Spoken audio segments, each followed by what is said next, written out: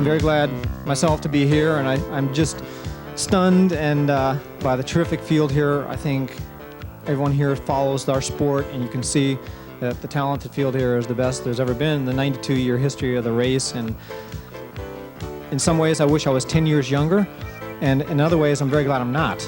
Well, I gave up smoking exactly 4 years ago, and I started jogging in the summer of 1984. I never had any desire to do a marathon, and it just took hold, and here I am doing a marathon again.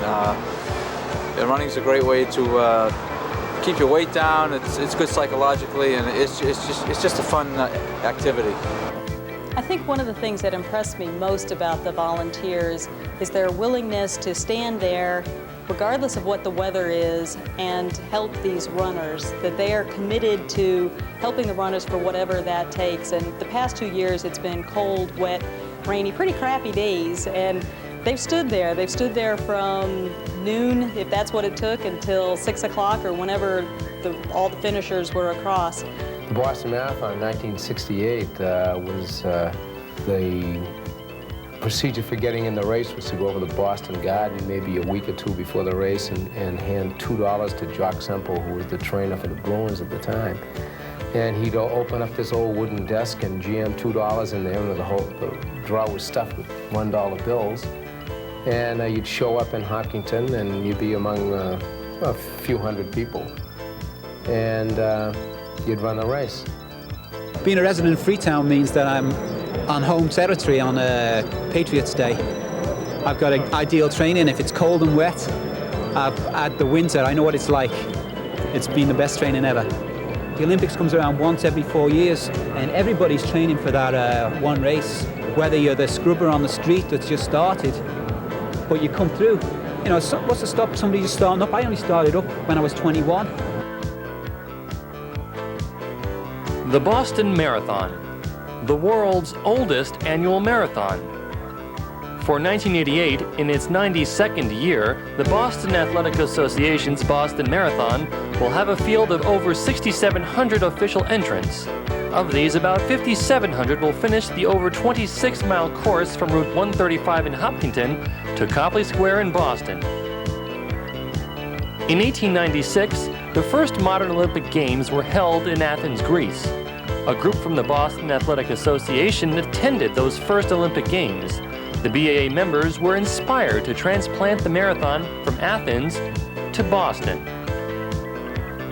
From the 15 starters in the 1896 Boston Marathon, the field today, Monday, April 18th, is now 6,700 official entrants, about 6,000 unofficial back-of-the-pack runners, and giving support to the BAA is a core of about 1,700 volunteers. With an outstanding field of elite world-class runners, interest in the 1988 Boston Marathon was never higher. Changes in the way the marathon will start were put in place to prevent problems for both wheelchair entrants and runners at the Hopkinton start line. 1988's weather was the same as that of the past 2 years, damp with periods of rain. Many Brockton and South Shore area runners are taking part in the 1988 marathon. Prior to the race, they had these comments.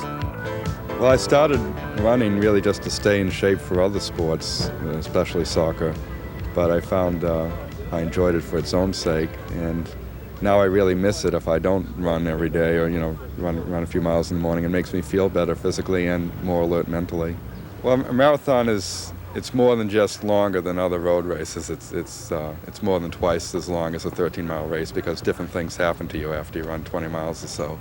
So for me, it's, I don't know how it is for other runners. For me, it's a real adventure. It's sort of a leap into the unknown because I don't know at the start of a marathon if I'm going to finish, and I certainly don't know how I'm going to feel 20 miles later. The other thing that makes a marathon different from shorter races is there's a lot of camaraderie among the runners. In a shorter race, you're always trying to pass the person in front of you, but for people like me in a marathon, we're just trying to finish, and you try to run at an even pace. So you tend to run alongside the same people for quite a while. You strike up conversations, you make friends. It makes it a different kind of race. Everybody's pulling for everybody else.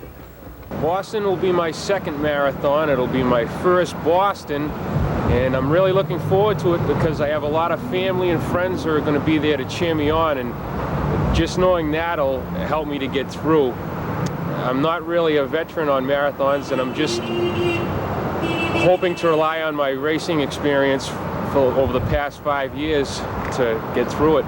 Boston will be my 7th marathon, and it'll be my 3rd Boston. I started running, well, I gave up smoking exactly 4 years ago, and I started jogging in the summer of 1984. I never had any desire to do a marathon, and it just took hold, and here I am doing a marathon again. Running's a great way to keep your weight down. It's good psychologically, and it's just a fun activity. I never thought I would be here. I never thought I would be in an event like the Boston Marathon, but I am, and it's a nice feeling. Hopkinton, Massachusetts, 26 miles west of Boston, where the marathon begins.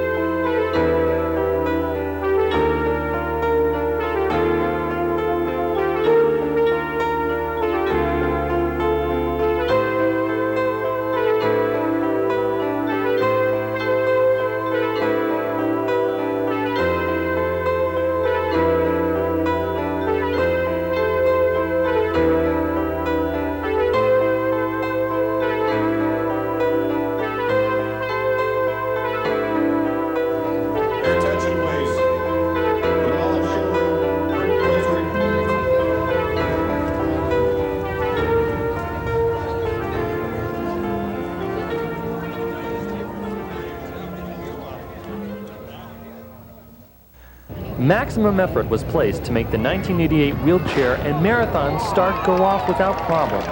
A year ago, this is what happened as the races began.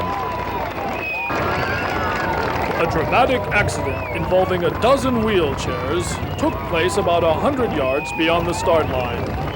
Only 2 wheelchair racers were unable to continue the marathon. Luckily, both suffered only minor injuries. At best, the 91st Boston Marathon start was confused and chaotic, as this exclusive Continental Cablevision video shows. Very tense faces at the start. We have some smiling faces. Dean Costello looks like he's out there enjoying himself. How much time? All these runners know that 26 long miles ahead of them. The weather is still holding up. We could really have a very good race today. Get back. Get back. 30 seconds, get off the line. 30 seconds, get off the line. Get the rope up. Okay, they're off. They are off. It's a fast start, and here goes the next. From another camera angle, the start clearly shows police and BAA officials not ready for the marathon. Yeah, you're rolling.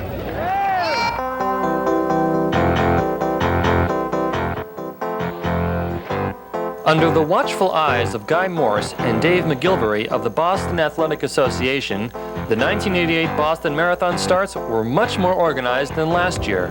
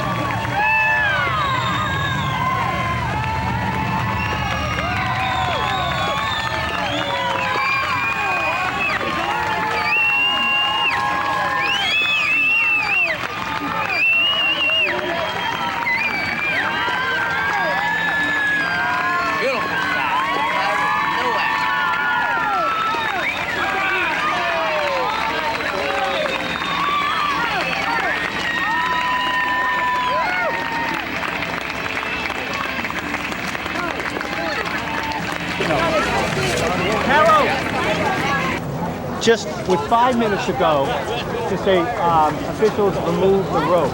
And they'll know that all the ropes will be removed except for that one at 5 minutes.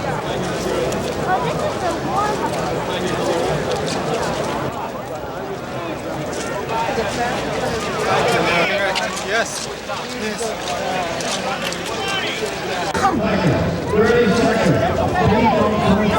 There go the VA officials. Stay down, get down. Please, get down, get down. Please. Stay. Get down. Wait for the guy. 15 seconds.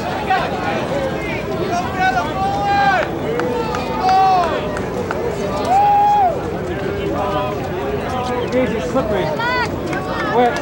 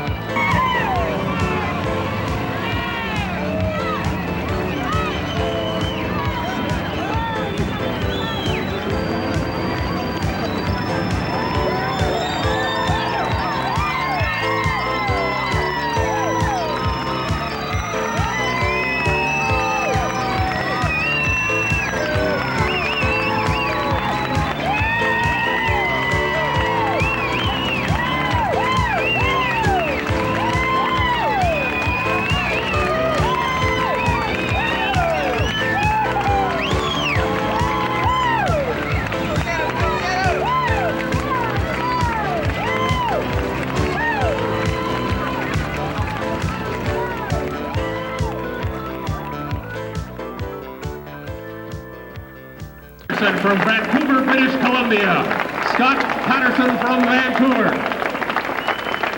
And well up the street, our next finisher is headed down. Meanwhile, in the men's race, as they run down the hill, Juma Ikanga pushes the pace. Ikanga, on a day that is not his kind of day at all. Your competitors coming down here now. And we're within about 10. What we look for is heart. He's got the heart to win this race. Their knees are up. It's a sprint to the finish. Hussein is sprinting. Hussein takes the lead. Hussein in front of Ikanga. Out by 5 yards.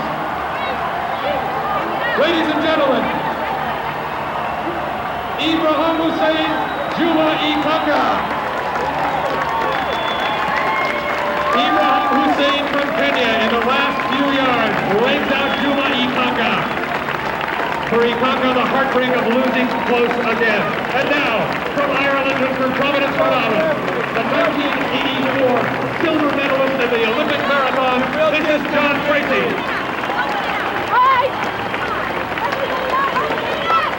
Next, ladies and gentlemen, at the line, John Tracy. Next, from Italy, the European marathon champion, Galindo Bordin.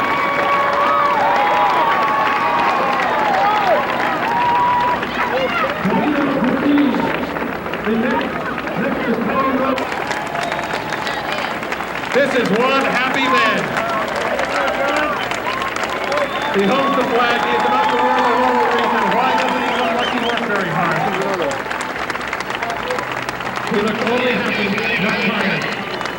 And he now receives from a competitor in this race, Mayor Raymond Quinn, the Laurel Wreath, emblematic of victory, the 1988 Boston Marathon champion, Ibrahim Hussein. And now we start to see more of these people coming down here on this rather chilly day. All these 5 people that perhaps felt the chill and sting of the water and the wind as they tried to come in here. The early pace apparently telling on many of them, on many of these fast Phoenix Dakota Kazuyuki Tadayuki from Japan.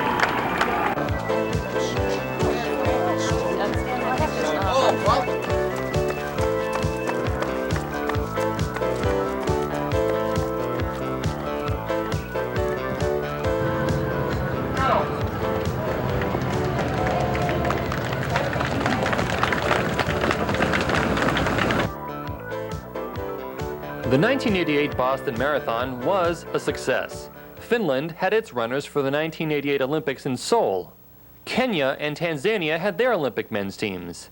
Several Brockton area runners completed the course in their personal best times. And the Boston Athletic Association had its most successful marathon day ever. Whitman's John Goldrosen, Abington's Cal Goodwin, and Easton's Jack Clark turned in excellent efforts as back-of-the-pack unofficial runners. Ali Abbas from Stoughton, Bob Ruel of Whitman, Gary Nye, Bob Gale, and Ron Borg from Brockton, and Jean Benoit of Taunton were but a few local runners who finished the course and felt good about their performance. Race director Guy Morse did an excellent job with this year's marathon. He credited Dave McGilvery of the BAA as the one person who made the marathon just about flawless. McGilvery, a dedicated runner, would have preferred to be among the participants, but directed his efforts towards making the marathon a success. Not one to be prevented from doing what he likes best, McGilvery waited until all the excitement was over on marathon day night, went out to Hopkinton, and ran the just over 26-mile course to Boston. His time was just under 3 hours and 30 minutes, a great feat after a hard day's work.